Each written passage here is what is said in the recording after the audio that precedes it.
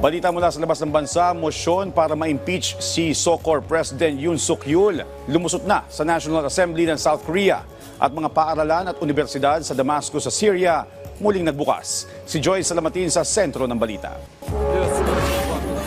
Lusot na sa National Assembly ng South Korea ang mosyon para sa impeachment ni SOCOR President Yoon Suk-yeol. Nasa 204 na mambabatas ang pumabor sa mosyon para sa pagkaka-impeach ng kanilang presidente.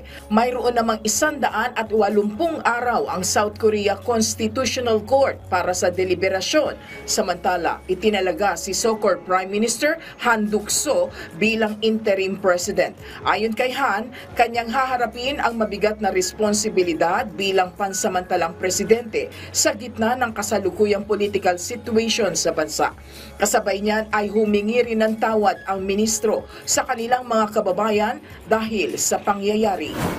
Bukas na muli ang mga paaralan at universidad sa Damascus sa Syria. Labis na ikinatuwa ng daan-daang mag-aaral ang anunsyo nitong nakaraan, kung saan tinatayang nasa 80% ng mga guro at school personnel ang pumasok para salubungin ang mga estudyante. Giit ng mga mag-aaral, tila nakalaya na sila mula sa panggigipit sa edukasyon na kanilang naranasan sa napatalsik na administrasyon.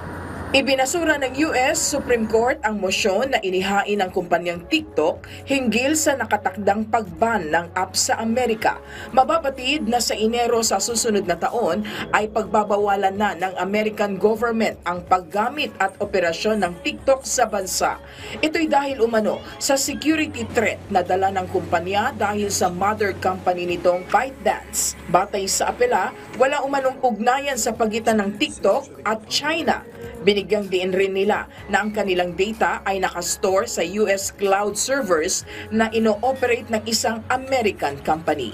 Joyce Salamatin para sa Pambansang TV sa Bagong Pilipinas.